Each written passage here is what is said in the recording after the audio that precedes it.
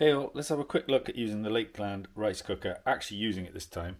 Now you can see inside I've got my basket that it comes with. I bought this secondhand on Facebook, so I didn't actually get the measuring cup, but that's, oh no I did, sorry I'm confusing it. Actually you got a measuring cup here, but that's fine. My wife, being Asian, has got a fail-safe method anyway. But just to show you, annoyingly it's got a slightly different power cable.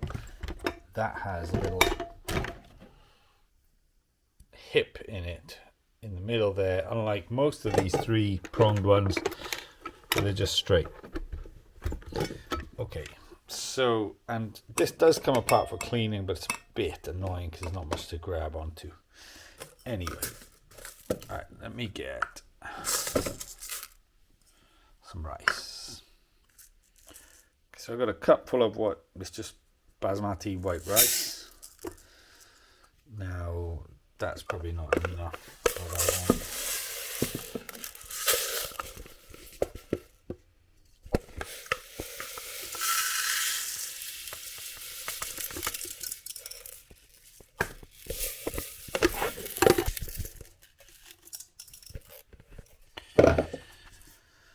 Okay, so I've only got 1.5 cups left anyway, that's fine.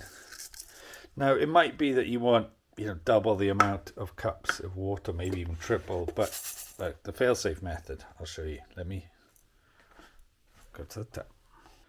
Okay, and as with all rice cookers, you want to make sure there's no drips on the outside, because they will, or not only will it sound, because you've got that element and that's going to just rust and corrode if you're constantly adding drips. It can handle some, but over time it's just going to not last as long. So the fail-safe method, right? You see the knuckle on my index finger, for instance, up here. First line, let's say. You put your finger in. Put your finger in, touch the top of the rice, and it should be about where that line is. And that should work perfectly. We don't generally put salt or oil in. I mean, you could do that, but anyway, right? That's good to go. Just put that on there. Okay, one hand is always a bit tricky. Pop that up. Clip that in. Don't forget you've got your handle. I mean, you could still move it at this point, but don't need to. Oops. Turn it on at the wall, and then you get this. Now, it's really simple to use. I've not used the delay time, but you can start it later if you want. What you really want to do, once you've turned it on, simply just press rice. So over here you've got the warm power on button, right? So if you press it once, it'll turn on, and then let's say if you press rice, it'll start, and that'll be about 37 minutes for our 2 cups anyway. That's worked perfectly for me. But you can check back in half an hour and you should see the time display. If I press the warm button again while that cycle is already on, it just stops the cycle as far as I know. It's a little bit confusing. And if I press it a third time, you see it'll flash, and then the timer will come on. It's just keeping it warm. Now, what the point is that at the moment, I'm not really sure, but whatever. And then also if I toggle through again, this has basically got 3 cycles. It's on, ready to set, warm, takes a moment to kick in, and the third one is just off. So if I turn it on, ready to set, and press rice, and then I press delay time, I can delay my start time. It's really weird though, because it starts at 4 hours. Okay, trying to guess how long, but then if you toggle through, you can come back down to 1. So it'll start at 4 hours, but you can come down to 1. Turn it on again. Let me press rice. Delay time, flashes for a while, and then it sets. So that'll start in 4 hours, and it'll be done in, let's say, 4 hours and 37 minutes on average. Power. That cancels the cycle. That'll start to warm, and that's off. So let me just do that again. On, set rice, delay time, just turns it off from there, right? See, this is what's been confusing me, is the warm button works differently depending where you press it. But whatever, depending at what point you press it, but whatever.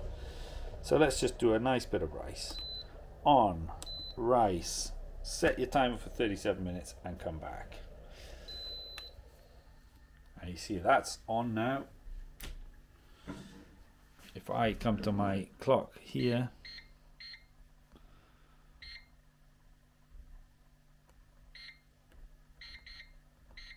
okay, 37, maybe I'd even do, wish I could do 30 seconds, probably be more 36 now, but let's see. Okay, and weirdly just spins, don't know why, but let's see how it comes out.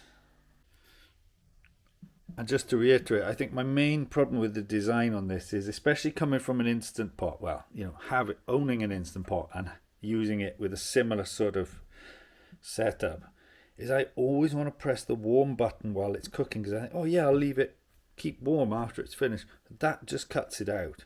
And I don't know then if you turn it straight back on whether it'll go through the whole thing again or not, because you don't see the timer on here. So for me, that's the main design flaw in this Lakeland rice cooker.